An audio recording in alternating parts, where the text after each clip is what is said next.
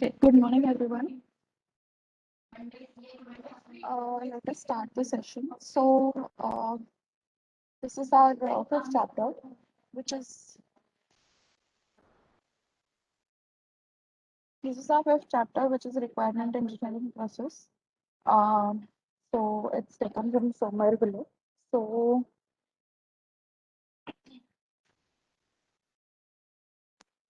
till now, we have studied about what are the different types of requirement.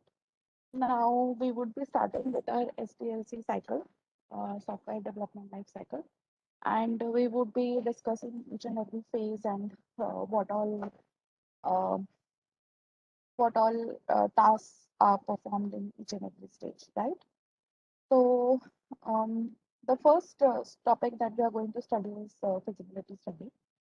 So I have already told you what is feasibility study. So right now in this particular chapter, we'll be talking about uh, the phases of requirement engineering. So, like we say that requirement gathering is one phase of SDLC, but actually it is requirement engineering. And then requirement engineering is again classified into n number of activities, right? So the processes used for RE stands for requirement engineering, vary widely depending on application domain and people involved and the organization developing the requirement. So there are a number of activities which are carried out as a part of requirement engineering. Depending upon the application domain that you are working on, the product that belonging to an application domain, and of course the people and the organization who are involved in that particular product, right? Now, when you're talking about requirement engineering, so it is divided into four tasks. First is feasibility study, which we have discussed that feasibility study is nothing but you are trying to assess that whether you are capable to take up the project or not. So it is from a business point of view that the organization is actually trying to find out that whether they are feasible enough in order to complete the project, whatever project comes in. So assessing whether the system is useful to the business. Means, are we able to complete the project? Is it useful to us? That is done by means of feasibility study. Then the next step is requirement elicitation and analysis. Requirement elicitation and analysis is basically you are discovering the requirement. Means you are finding out the requirement, right? तो जो हम functional requirements find out करते हैं, that is actually happening in this particular stage, which is elicitation and analysis, right? Then you have requirement specification, which is converting these requirements into a standard form. What is a standard form that we'll see later on. And then you have requirement validation. That means you're checking that the requirements actually defined by the system is what the customer wants. So basically, you're taking the feedback from the customer.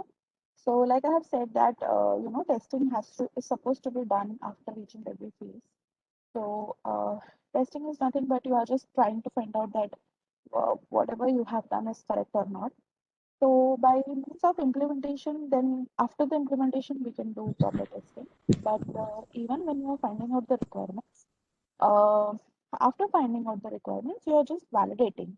So this is also kind of testing. You are validating that whether whatever requirements you have listed, is it correct or not? Is it something that the customer wants? Is it something that the customer desires? And if then this validation is not successful, then you can again follow the entire process of elicitation, specification, validation again, right? So that is why this validation stage is important. If we don't do this validation stage and if we jump to the next phase of SDLC, then we are not aware of whether whatever we are doing is correct or not, right? So that is why this validation stage is required. I hope I'm clear with these four steps. So now each of these steps would be covered in a elaborate manner in the coming slides. Okay, so this is a diagrammatical representation of what is requirement engineering process and what is the outcome of each and every process. So I'll say the deliverable. Now, since we are talking in terms of technical language, so we'll say that what is a deliverable? What is supposed to be delivered after each and every phase, each and every step. So feasibility study, the deliverable is a report, feasibility report. So basically, this report consists of everything like in terms of budget, in terms of resources, whether you're feasible or not. That is written in this particular report, feasibility report. Requirement elicitation analysis, actually it is opposite. This is wrong. This system model will come here and user and system requirement will come here, right? So the check on that. So requirement elicitation analysis is basically you are finding out the requirements, like it's written over here, discovering the requirements. And we already know that from our previous chapter that the basic two types of requirements are user requirement and system requirement. And then our FR and NFR falls under both user and system. So actually this part will come over here. And then requirement specification, what is written? Converting these requirements into a standard form.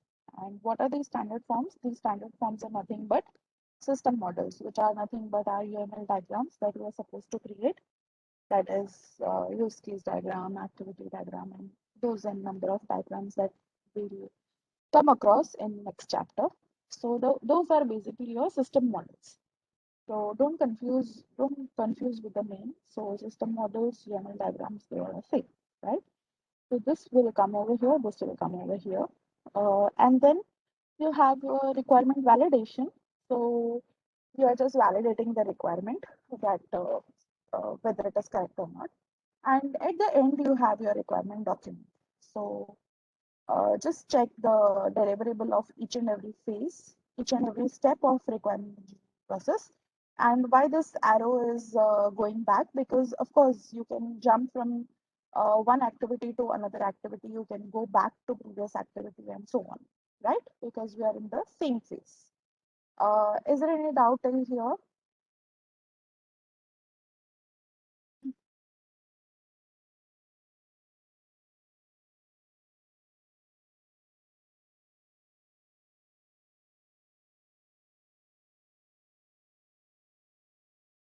Okay. So this is a spiral model of requirement engineering. So we already know what a spiral model. So we can apply spiral model in requirement engineering as well. We can apply spiral model in a particular application, but along with that, we can apply it in requirement engineering as well. Now we'll start with the in word spiral. So we'll start from inside. Now the first one is what? Business requirement specification. Now when I say business requirement specification, what am I trying to say that? Finding out whether uh, your business is capable or not. Your business is capable of completing the project or not, right? So that is why, the outcome is what? It is a feasibility study, right? We are making a feasibility report. Like it was written over here in the previous slide, that the outcome of feasibility study is what? Feasibility report, right? Then you are going inside. So what is your next step? Your next step is to find out user requirement, right? We first write the user requirement and then we convert it into system requirement. Is it clear?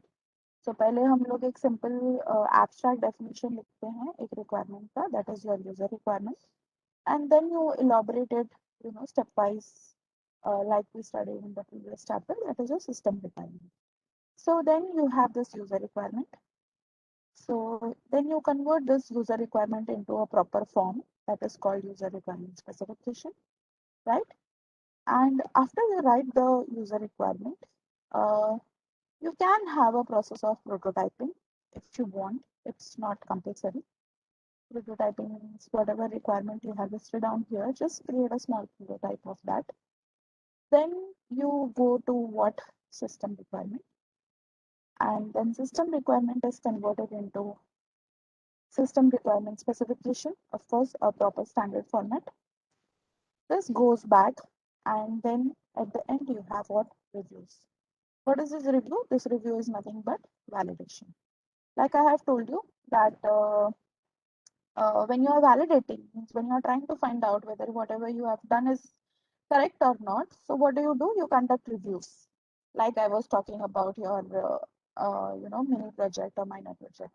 So we conduct reviews in order to find out that what work you have done and whether you are on right track or not. So that is why the reviews are there. So requirement validation is basically done by means of reviews, right? Any doubt over here? Any doubt over here?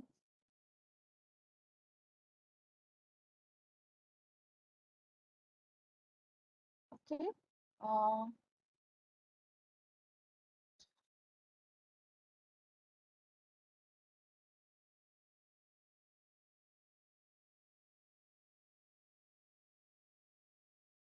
yeah. Now coming to the next point. So now please understand that in this in this particular stage elicitation, you are just listing down the requirement. ठीक है आप देखो एक चीज को understand करो elicitation means what you are just discovering the requirement means discovering का मतलब क्या है that you are just writing it down. So first step of writing down the requirement is in the form of user requirement, where you write a abstract level one line statement of any kind of requirement, and then you convert that particular statement into a system requirement, where you list down complete stepwise procedure of how to carry out that particular requirement. This we have discussed in the last chapter, right? User and system requirement. And then what is specification? So specification is related to system models. So जहाँ पे भी ऐसे लिखा होगा specification, this specification means you are basically creating those diagrams, system models, right? Whether it be DFD, whether it be ER diagram, whether it be use case diagram, activity diagram, sequence diagram. So a number of system models are there. And then validation is basically done by means of reviews, or prototyping also is one way of doing validation, that you are creating a small model and then you are prototyping में भी हम वही करते हैं ना prototype model में what do we do? So we create a small prototype and then we take feedback from the customer.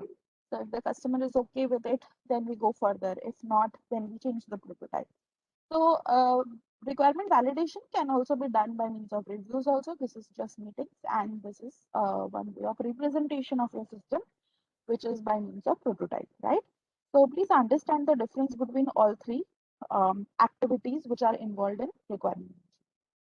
Okay? And at the end, of course, this is your final output of your spiral model, which is your system requirement document, which we create in our lab, right? SRS.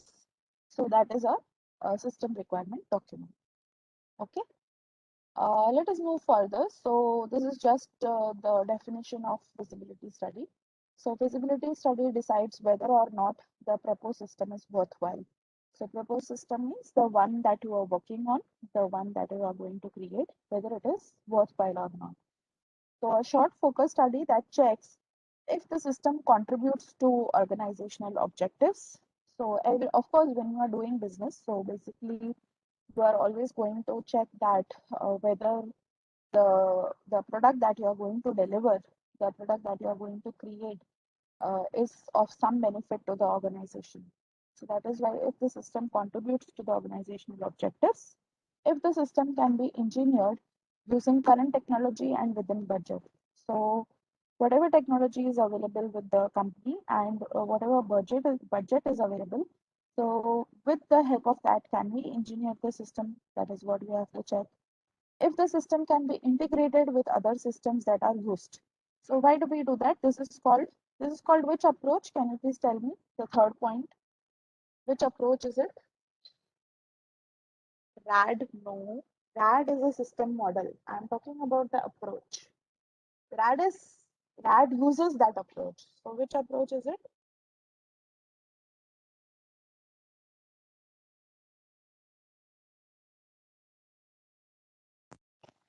Yes, please tell.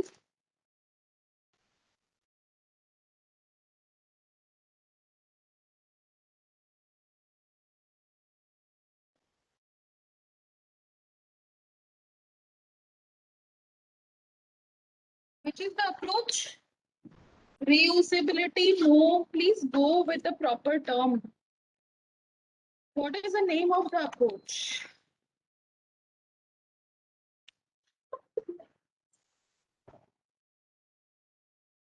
So the name of the approach is, yes, so as rightly said by Shubh, it is component based development, right? This is the term. Don't randomly write the terms in software engineering.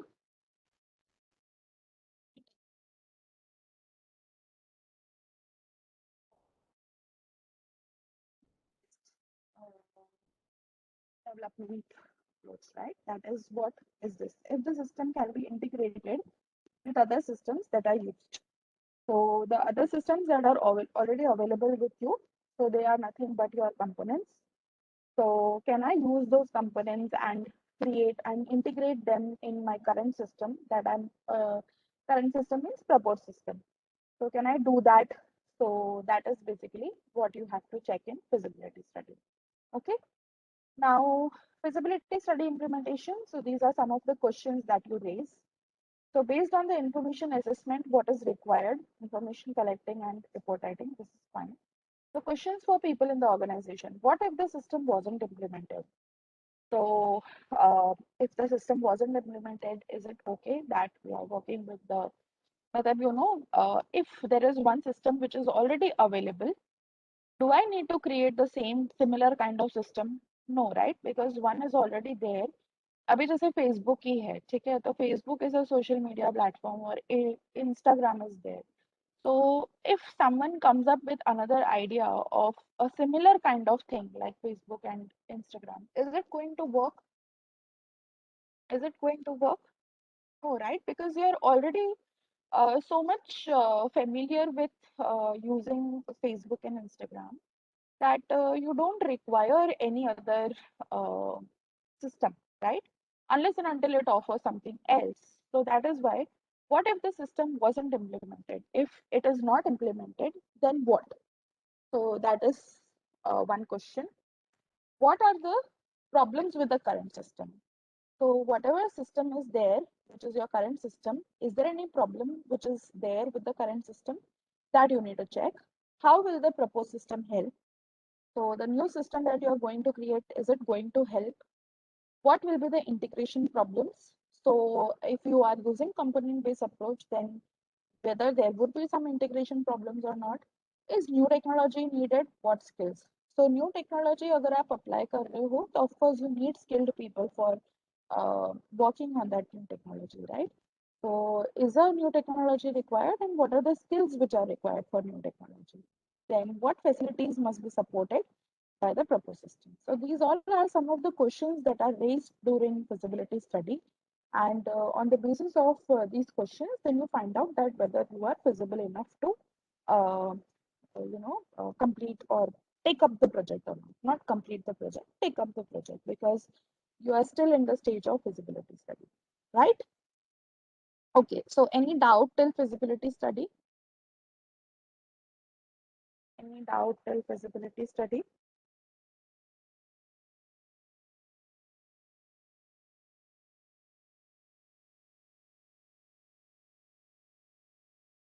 Yes.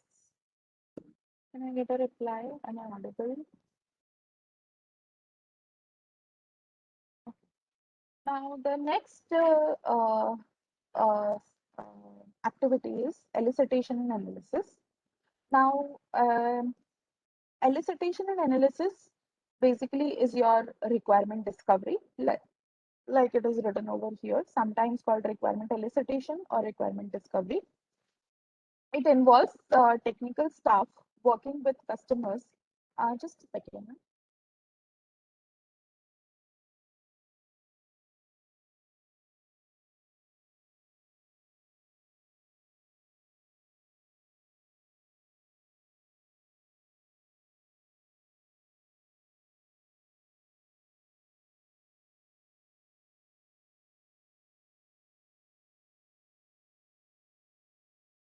Just a minute. I'm trying to figure out how to write in the PDF using pen.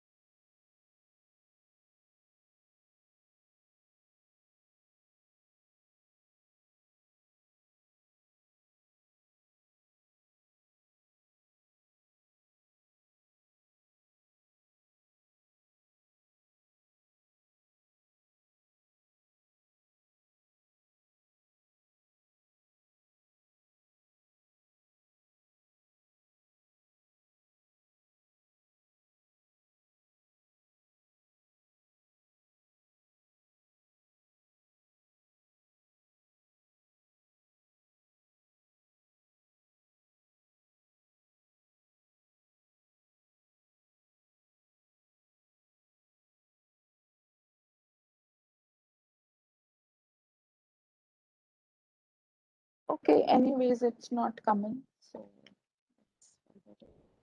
So okay, so I was discussing over here that when you are involved, when you are doing requirement discovery, so what is the first thing which is involved in requirement discovery? So whenever you are doing requirement discovery, so let's say that you yourself are creating this thing, one subject, one single,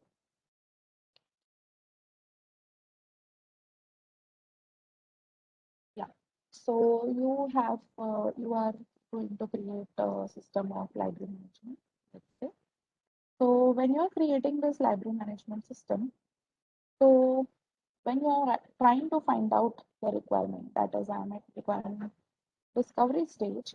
So what is the first thing that is required? So we find out the users, right? Now, in technical term, this user is nothing but we call it to be stakeholders. So now you will not use this term user, you will use this term called stakeholders. So stakeholders are nothing but the people who are uh, involved with the usage of the system. So there can be n number of stakeholders. When I say n number of stakeholders, I'm not counting the number of stakeholders, I'm counting the categories, right? Like, what is the first category of stakeholder in library management? So it can be a student. Second category is what it is a faculty, right? Third category is, of course, there would be an admin. Fourth category, let's say I'm saying librarian. And fifth category, let's say I'm taking staff, right? So all these people are nothing but they are the stakeholders of your system, right? So whenever you are doing requirement discovery, what is the first step? Your first step is to find the stakeholders. Okay. Now that is what is written over here. So requirement discovery involves technical staff working with customers to find out about the application domain, the services and that the system should provide and the operational constraints. Now, it may involve several kind of people, which is basically the stakeholders, which is written over here, right?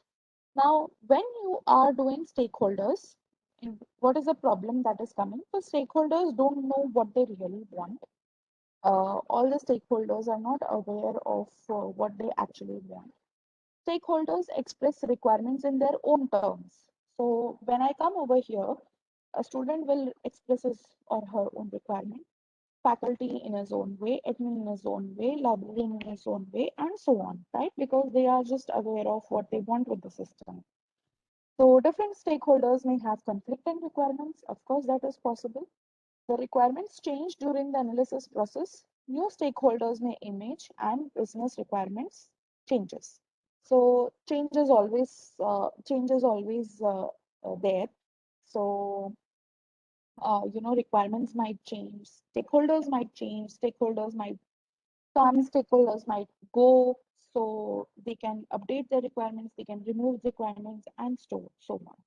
So your requirement stage will keep on changing its requirement. That is why we always say that our software curve, the change is always there. So that is what is the meaning of the problems which are there in terms of requirement analysis, right?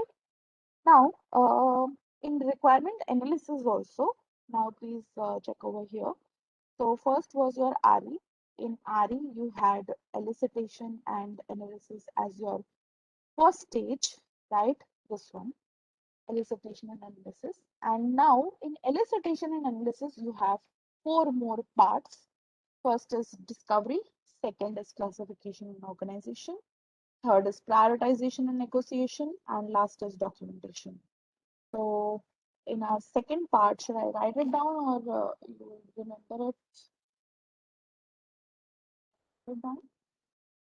So in RE, your first point was feasibility study, right? Your second point was requirement elicitation and analysis. Now in this, you have four more activities. First is requirement discovery. Second is requirement classification and organization.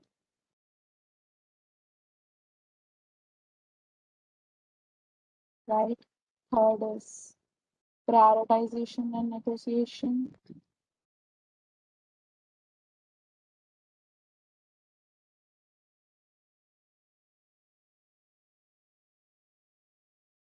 And fourth is requirement documentation. Right? Here, the third one was requirement specification, and fourth one was requirement validation. So, when you want to study SE, you need to create like this. Otherwise, you will forget what is there in what, right? So, coming to requirement discovery, when you are finding requirement discovery, the first thing is what in discovery? First thing is find stakeholders, right? And second part is for right? For each stakeholder find requirement. That's what we do right now. No?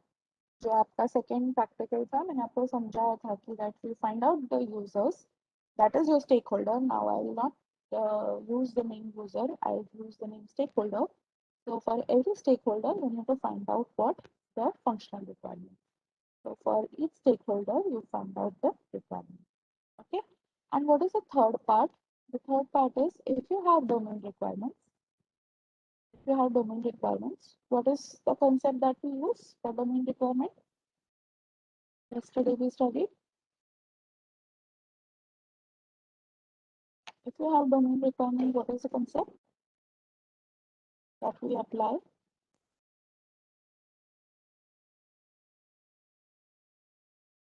Ethnography, right?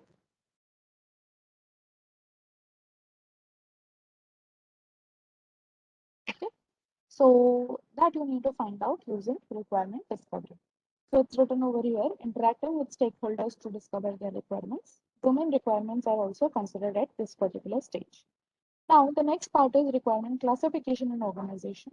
So what you are doing, group related requirements and organize them into current clusters. So if sometimes, what happens is every user will have same set of requirement. Sometimes it might happen. जैसे अगर हम लोग यहाँ पे ही बोल रहे कि मेरे पास एक स्टूडेंट है और एक फैकल्टी है, ठीक है? तो इन दोनों के कुछ set of requirements would be same, like issuing a book and returning a book, right? They would be common. ये दोनों same रहेंगे, ठीक है? So what you are doing, you are basically clubbing these two requirement as a single type. तो आपको क्या करना पड़ेगा कि यहाँ पे जब आप डेवलपमेंट करते हो तो of course you need to just create one single function for issue and you can just call it with the class of faculty as well, right? Because the requirement is same. So group related requirement and organize them into current clusters. Next is prioritization and negotiation. So prioritizing requirement and resolving requirement conflict. So sometimes it happens that some of the requirements are of high value. So you prioritize them, right? And then of course the documentation part you already know that how do we document it. So this is again one spiral that you are using. So your inward will be starting from requirement discovery and then it is going outwards, right? So this is entire spiral of requirement elicitation and analysis. Any doubt over here, please ask till now. So we'll be going through each and every phase now. So the first phase is requirement discovery. So like I have already said, you find out the stakeholders in discovery. Now, this is one example which is given over here, that is ATM stakeholders. So these all are basically ATM stakeholders. So bank customers, representatives of other banks, bank managers, counter staff, database administrators, security management managers, marketing department, hardware and software maintenance, banking regulators, right? So they all are stakeholders of ATM. Now, this is one question that we ask in our exam. Please listen to this quite carefully. So we ask that we give a system, like I give a system of here there is system is of ATM, right? So we ask that for the system ATM, who are the stakeholders and what are their viewpoints? Okay, so viewpoint, as the name suggests, simple English meaning. Viewpoints means what is their view? What is their view का मतलब क्या हुआ? What is their requirement? ठीक है? So if there is a stakeholder, if there is one stakeholder, let's say I take a stakeholder called student. So what is the viewpoint of the student? So when I say viewpoint, what am I trying to figure out? What is the requirement of student from this ATM software? Sorry, not student. Let's say some system. Are you understanding the meaning of viewpoint? Please let me know. Did you understand the meaning of viewpoint? Right? So what are viewpoints? Viewpoints are a way of structuring the requirement to represent the perspective of different stakeholder. Perspective का मतलब क्या है कि हर एक user की requirements क्या है? What is the perspective of each and every stakeholder? So if I say that I'm a faculty, what is my perspective from a system? So उसका मतलब क्या है कि मेरी what is my expectation out of the system? What is my requirement out of that system? Right? That is the meaning of viewpoint. So stakeholders may be classified under different viewpoints. So there are three different types of viewpoints. So I'll just list down the viewpoints. So viewpoints are basically classified into first is interactor viewpoint, second is indirect viewpoint, and third is a domain. So what do we ask is that find out the stakeholders and find out their viewpoints. So when I say that find out their viewpoints, what I'm trying to figure out is what is the category of viewpoint and what are the requirements. Okay? So let's just first see that what is interactor, indirect, and domain, and then we'll take one example and explain. So what is an interactor viewpoint? People or other systems that directly interact with the system. So if you are using a ATM, who is going to directly interact with the system? Customer is one of the stakeholder who is going to directly interact with the system, right? जैसे अगर library management system है, so I'll say that student is a stakeholder, faculty is a stakeholder who is going to directly interact with the system, who is actually using the system, for some purpose, first for performing some kind of task. So that is a interactor viewpoint. Next, you have indirect viewpoint. So stakeholders who do not use the system themselves, but who influence the requirement. So some of the stakeholders like management and security staff are indirect viewpoints, means they are not actually using the ATM, but of course they influence the requirement because some security standards, management standards are required to be implemented. So they would be providing those requirements, but they are not going to actually use the system, which is ATM, right? That's why they are called indirect viewpoints. Okay, and then you have domain viewpoints. So like you already know what is the meaning of domain. So anything which is related to banking, some standards which are related to banking, some rules and regulations which are related to banking, which are only related to that application domain, which are specialized and not known to anyone else, that belong to domain. So domain characteristics and constraints that influence the requirement. In an ATM, an example would be standards for interbank communications. So this is one of the domain. Did you understand this? So how will you actually write this answer if asked? So it looks something like this. ठीक है? तो ये लिप्सिस का है. लिप्सिस means library management system. तो इसका view point hierarchy बनाया हुआ है. तो पहले ऊपर क्या है? All view points. VPs is viewpoints. Now viewpoints are divided into indirect, interactive and domain. Okay. Now indirect में मेरे पास 3 indirect viewpoints हैं.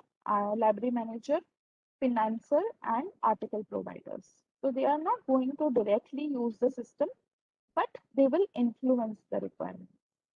Interactor means because they are going to directly use the system, so users are there and then library staff are there.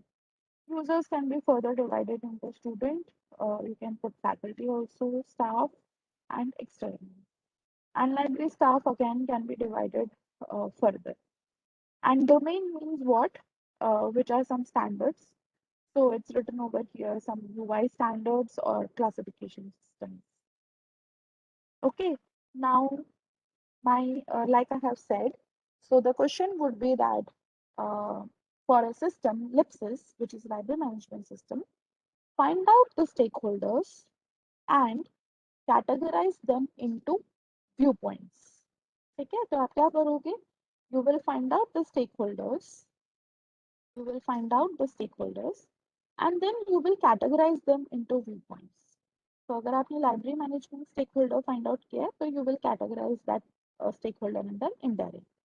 And then here another part will come, which is listing down the requirement. So we'll be asking something like, list down at least list down two requirements of each stakeholder. ठीक है, तो आप क्या करोगे? First point is that find out the stakeholder. Second point is that you categorize the stakeholder belonging to which viewpoint, whether it is indirect, interactor, or domain. And then what you will do is that you will list down the requirement. Now requirement should be, अगर आपने interactor रखा है तो you need to give such a requirement so that it can directly interact with the system. Indirect रखा है तो you need to give requirement in such a way that it is not directly interacting with the system, but it is influencing the requirement. And through is library management a part of library stuff. You can put, don't go with this particular exact diagram. So it's just a representation. So library staff, you can put library manager, you can put under library staff. There's no problem. Ma'am, Up can to the one system stakeholder that be in? Hello? Did someone say something? I couldn't hear. Yes, ma'am. Your voice is very low. Hello. Yes, ma'am. Am I audible Yes. now? Yes. Ma'am, so can one stakeholder be categorized into two different viewpoints simultaneously? Can Uh, no, why would that happen? If he is directly interacting with the system, you can, the one which is close enough. So अगर वो directly interact कर रहा है अपने system के साथ, so you can put it under interactor. Cannot be both sides, right? Not possible. Okay okay और ma'am एक बार डोमेन व्यू पॉइंट वापस समझा ना, वो समझ गया. Domain viewpoints, like yesterday we have discussed that some rules and regulations, some standards, जैसे अगर आप banking में जाते हो तो bank has their own set of rules and regulations, own set of legalities, legal applications होते हैं, standards होते हैं जो follow करने होते हैं. So those all will fall under domain viewpoints, okay which are just which are only there for banking application. अगर आप healthcare के application में जाते हो, so their domain viewpoints are different because their rules and regulations would be different, their privacy standards would be different, their security standards would be different, right? So Hmm. something which is falling under that specialized area, which is not common to other areas, that all will come under domain. Okay, ma'am. Good. Thank you. Yes, so did you understand? So I'm telling you this again. What you have to do is that find out the stakeholder. The first step is find the stakeholder, right? Second step is list stakeholder under a viewpoint. Viewpoint we have already discussed three viewpoints, right? These three viewpoints. And then third, for each stakeholder, depending on the question, अगर दो requirement पूछे तो list down two requirements, but should be matching the viewpoint. ऐसा नहीं कि आपने ऐसा कोई रिक्वायरमेंट फिक्स किया है जो व्यू पॉइंट को मैच ही नहीं कर रहा है. आपने व्यू पॉइंट इनडायरेक्ट डाल रहा है लेकिन रिक्वायरमेंट ऐसा डाला है जो डायरेक्टली आप सिस्टम को यूज कर रहे हो. So that should not happen, right? So you need to take care of that. So this is something that we ask generally.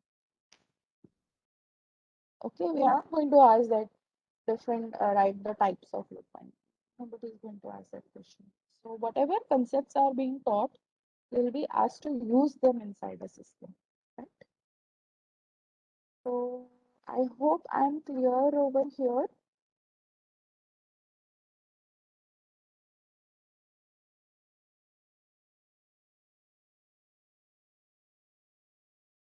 No, Kanisha, I just answered to that question that it is not possible because you need to list the stakeholder in the viewpoint, which is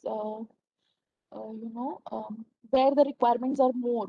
So you can list down that person over there and write the requirements. Okay. Now, so actually, I'll today I will not be continuing with that extra session that I told about because I have to attend one meeting which has come up. So today I'm stopping here only because I'm taking my own lecture, not that covering part.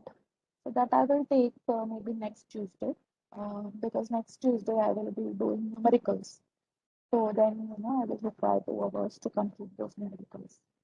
So we are left with a few slides. Let's check. So yes, so we have completed half of the chapter.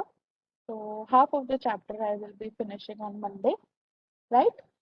And then Tuesday we will start with our third chapter, which is project management. So I will be making you do the numerical part that I was discussing, right? So that will take up to 2 hours. Yes, can one of you just drop me an email about sending the question paper? Rushi, you can do that. Just drop me an email so that I will. Okay. Is there any doubt till here? Are you guys understanding what I'm trying to explain?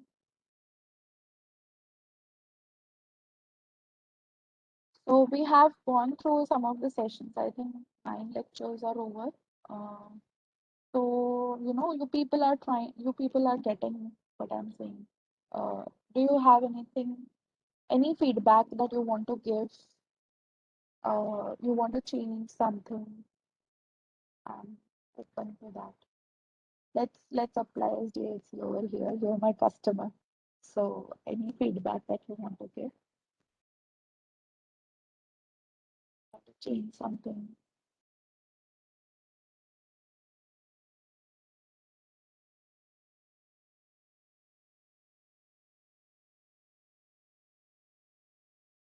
Okay.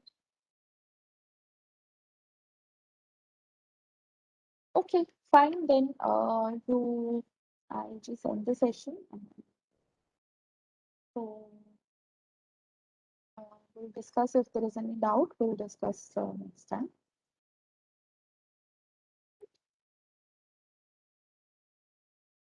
Bye everyone. Have a good day.